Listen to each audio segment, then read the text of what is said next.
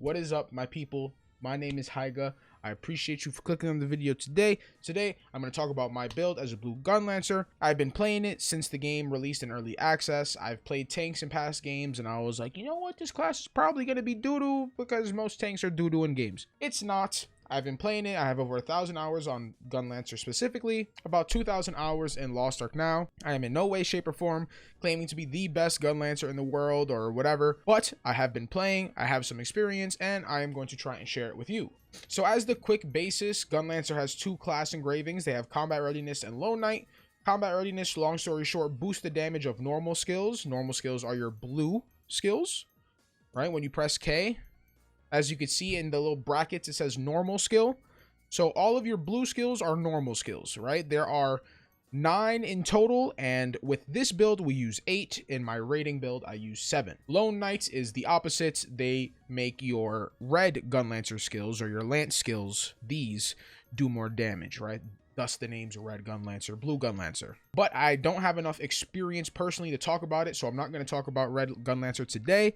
I have played it, but I'm going to wait until I'm more experienced to do like a video on it. So with my blue Gunlancer, this is what I'm using when there is no counter necessary. If I'm fighting a boss like Argos or Valton Gate 1 against the Wolves where you don't need to counter, this is the build I'm going to be going with. I'm using Shield Charge, Leap Attack, Shield Bash, Bash, Shout of Hatred, Shield Shock, Guardian's Thunderbolts, and Nellasia's Energy. One thing I quickly want to touch on while we're on the topic of skills is using Nellasia's Energy versus using Surge Cannon. Surge Cannon is obviously a very high damaging skill. It is the main source of damage for Red Gunlancer, and even if you use it in a blue build, it can still do a good amount of damage, especially if you crit on those hits. However, I don't think you should use it as a blue Gunlancer.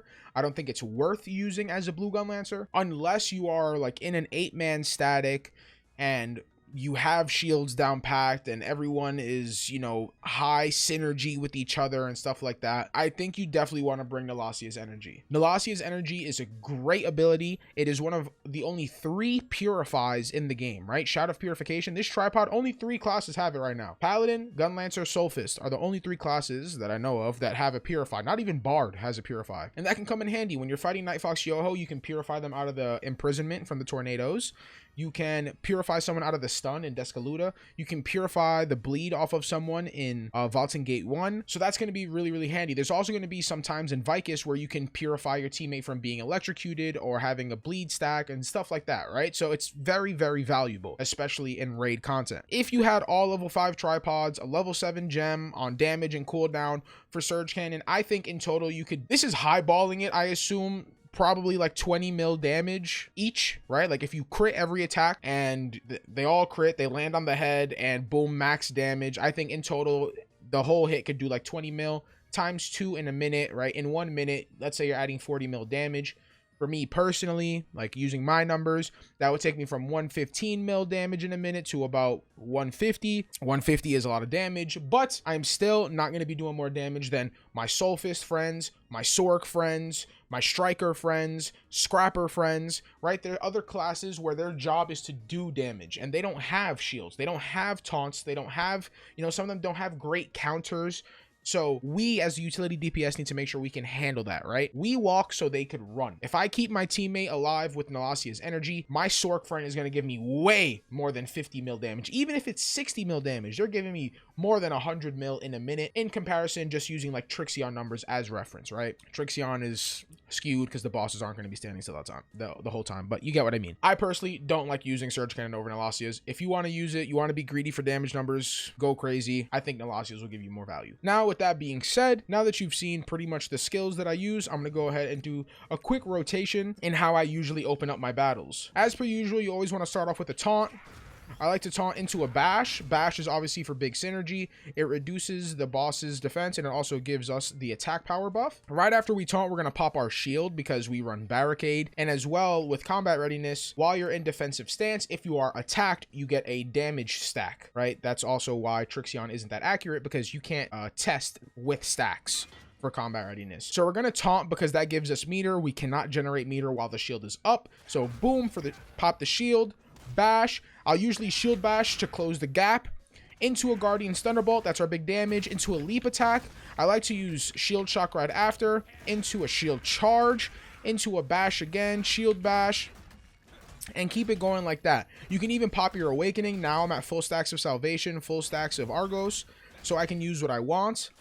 Once I have all my stacks, I'm free to use my Guardian's Thunderbolt when it's on cooldown, right? The reason I don't start off with Guardian's Thunderbolt sooner is because I want to make sure that I have as many stacks as possible before I use it, because it's my main damage skill, you know what I mean? Also, with Guardian's Thunderbolt, you'll see you have that extra lightning bolt that spawns. That is the damage luck tripod, the first tripod. And it doesn't always spawn in the same spot. As you can see, my character changed positions and it changes location, right? It can spawn anywhere around you.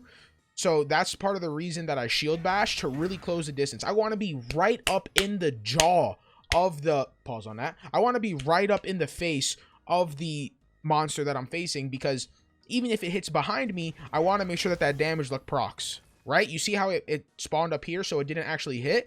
Closing the distance and making sure you're as close to the boss as possible will have less of a chance of that damage luck not hitting. And that damage luck can do a lot of damage. The damage luck hits for as much as the whole skill does. I'll try and put a clip, but in my Vaulted run, I think my damage luck procced for like 10 mil damage, which is insane. If that crits for 10 mil and the rest of your skill hits for like 15 mil, you're doing almost 30 mil damage with just that, you know? Obviously that's with like other buffs and supports and all that, but that is my overall rotation. Nellasia's I don't incorporate into the rotation because that is more situational. If you're about to take a hit from an enemy and you want to reinforce your shield, then Nellasia's is really, really good. When we look at the shield here, it says we have about 100k shield HP. If I use Nellasia's, I go up to 130, right? So if I was at 100k and I just gained 30 HP, that means 30k of my shield is now kind of like an over shield on top of that. Think of it as a separate shield bar. And when you're in Vaultin, or if you're in a raid, you can use that to make sure that when you get attacked, this shield gauge does not drop, right? Sometimes when you're doing Vaultin and you're in the middle and he's like swinging around and stuff like that, you're taking hits. You want to take hits because you want to stack up your combat readiness, but you don't want your shield to drain to 0, right? That is the Blue Gunlancer's worst nightmare, is the shield draining to 0, because once that drains to 0, you're very vulnerable, right? You need to build that shield gauge back up. So it's all about making sure that you can taunt, keep that shield gauge fully charged, or at least with some charge, and then you can use Nellasia's to kind of reinforce that, as well as to save yourself if you don't have it, or save a teammate who's about to get hit. Use the Purify, or however you want to use it. It's a very good utility skill. Bash also being a great synergy. As soon as this is off cooldown, you want to make sure you're popping that every time. It gives you attack power 30%. So it helps you and your team, right? As you see, I go from 24.5k attack power to 32k. So that is quite the damage boost. Now, if I'm not using Shield Shock, I'm going to be using Dash Upper Fire. You could run it at level 4. You don't need to run it at level 7. I have 408 skill points, so I normally run it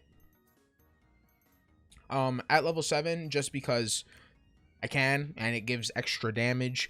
I can use that for stagger, right? I could put an Overwhelm rune. I usually run a Bleed on it, but yeah, you could run a Overwhelm rune on it if you want to. And if we're fighting something that has a counter, like Vaultin, then I will definitely be using Dash Upper Fire. If you're not familiar with a counter, it's when the boss glows blue, and when the boss glows blue, you can use this ability, bow, and it'll counter the boss, it'll stagger them, or whatever it is, right? And the cool thing about Dash Upper Fire, if you don't know, is both hits count as a counter. So that's a counter, right? The first and then the pop after are both counters. And it gives you a little bit of distance. You can also use it as a mobility skill, right? Like if I'm right here and I dodge, right, I don't even get to this first tick. But if I, you know what I mean? You can use just the first hit of Dash Upper Fire just to get that extra distance. Any type of mobility you can get from a skill is important, because when we're in our shield stance, we have reduced movement speed, right? So having all that extra mobility can really go a long way, because you don't want to get hit by a mechanic that's going to kill you whether your shield is up or not, like Vaultin's grab. But I use Dash Upper Fire when there's a counter or when I'm going to need it, and I use Shield Shock when I don't. Now for the awakening, I usually use Lance of Judgment. I'm usually okay with keeping my shield gauge up, and then I can use my awakening for damage. But recently I've been using Guardian's Protection a lot more, because when you're fighting Descaluda, when he does the thing where he points the like lasers at everyone and stuns everyone, you can use your awakening through that, and then you don't gotta worry about getting stunned. Guardian's Protection is huge. It is basically like a mini Balthor if you're familiar with the Sidereals, and can go a long way in making sure that your teammates don't get knocked around, or make sure they don't get stunned or electrocuted or anything like that. So if you're doing things like Yoho, Descaluda, sometimes on Valton, it can really help out. It also auto like fills your shield meter, which is pretty sick if your taunt is on cooldown and something happens, right? Things hit the fan and you need help, boom, you have that as a crutch. But if you're not struggling with your shield meter, if you don't feel like you need that extra support for the push immunity, then feel free to use Lance of Judgment for that extra damage, as well as the extra crit rate for you and your team. Now, I pretty much talked about a lot of the main points I wanted to discuss, but I will go over 2 more quick things before I finish this video. First things first is runes. You can already tell what runes I'm using, but runes in this game are pretty free to do what you want with them, right? I know in a lot of other games, it's easy to just look at like the best person's build or like the meta build and just copy paste. But this game is, you know, it's up to you. I've seen some people use bleed on Bash. Some people don't use bleed. Some people use quick recharge on Bash. You can use whatever you want. These are the runes that I prefer. I like running quick recharge on Shield Shock. Sometimes I run bleed instead. I really enjoy using the Rage rune on Bash. And I use my Gale Wind on Leap Attack, Shield Charge, and Guardian's Thunderbolt. If you're struggling with Stagger, you can also use Overwhelm on Guardian's Thunderbolt. I have a Legendary Overwhelm on Shield Bash, but Shield Bash is a frontal attack, so in order to get the most out of the stagger, you have to make sure you hit the front of the enemy, and Guardian's Thunderbolt doesn't have any positional requirements, so if you throw an Overwhelm on that, you can get value no matter where you are positioned around the enemy. Same thing with Shield Shock. When I do my Argos carries and I have to solo the second room, I put an Overwhelm on Shield Shock just to increase my stagger to make it easier when I'm in that moon room by myself. When I'm using Dash Upper Fire, I usually go between a Bleed and an Overwhelm. You could also use like a Gale Wind if you want to increase the speed at which you're countering, but it's literally all up to you. Find what you personally like, what feels comfortable for you, and go crazy. The last thing that I didn't go over was my engravings. This was mainly like a skill build, tripod kind of combat video, but I figured a lot of people ask about engravings because that can be important too. I use Stabilized Status, Grudge, Barricade, Precise Dagger, Spirit Absorption, and Combat Readiness level 1. Ideally, we're going to have 5 3s and a 1 in the future once everyone is more established, right? Or once Ancient Jewelry comes out, or once you get lucky and get a 10-6 stone or a 9-7 stone. But for now, this is what I can do: 4 3s, a 2, and a 1, or I could do 5 3s, but I don't need to run Combat Readiness at level 3, so this is what I'm going to be using. Ideally, I would replace Spirit Absorption with Cursed Doll, but I can't do that right now, so it is what it is. A lot of people have asked, like, oh, why Precise Dagger? Precise Dagger or Adrenaline? Is Adrenaline bad? No, you could literally read Adrenaline and you know that Adrenaline is not a bad engraving at all. I run it on some of my other classes. I prefer Precise Dagger on my Gunlancer. I personally feel like he doesn't have as many throwaway abilities to make sure you stay at full stacks.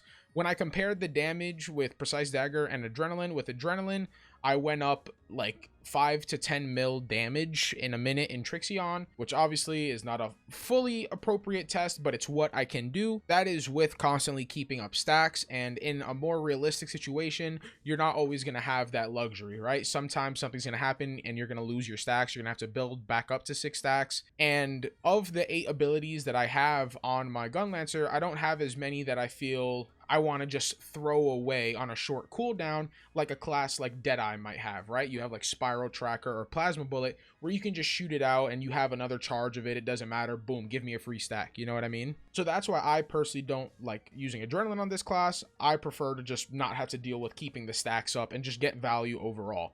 Both of them are good though. You can definitely pump damage with Precise Dagger or Adrenaline. I would use Cursed Doll in this situation. If you don't want to use Stabilized Status, you can also look for Hitmaster, but Hitmaster is only going to give you damage bonus on 3 of your abilities. Hitmaster gives you 16% damage on attacks that don't have a positional requirement. So Shield Bash is a frontal, Shield Shock is a frontal, but Guardian's Thunderbolt is not.